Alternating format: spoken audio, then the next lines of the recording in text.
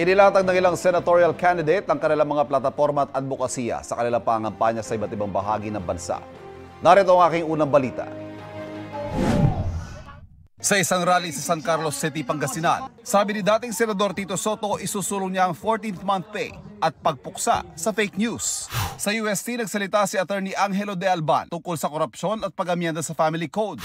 Sa proclamation rally sa Quezon City, dumalo si Ravi D'Angelo na isinusulong ang just transition sa enerhiya.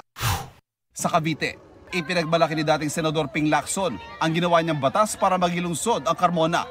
Kasama rin sa Sorteo Festival si Representative Camille Villar, dating Interior and Local Government Secretary Benhur Abalos at Senator Bong Revilla na nagpasalamat sa kanilang mainit na pagtanggap.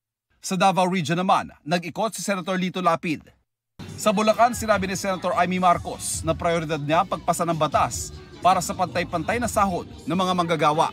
Noong Biyernes na sa Baguio, si Ariel Querubin sinabing handa magsakripisyo para sa katotohanan. Naghayag naman ng suporta kay Pastor Apollo Kibuloy ang mga taga-suporta niya sa Canada at Japan.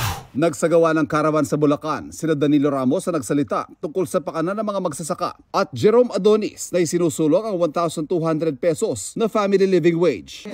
Sabi ni Senator Francis Tolentino sa Quezon City, pangarap niyang makapagtatag ng mga komunidad sa mga isla sa West Philippine Sea. Sa anniversary ng isang NGO, tinalakay ni Attorney Jimmy Bondoc presyo ng bigas. Patuloy naming sinusundan ang kampanya ng mga tumatakbo senador sa eleksyon 2025. Ito ang unang balita. Ivan Mayrina para sa GMA Integrated News. Kapuso, huwag magpapahuli sa latest news and updates. Mag-iuna ka sa balita at mag-subscribe sa YouTube channel ng GMA Integrated News.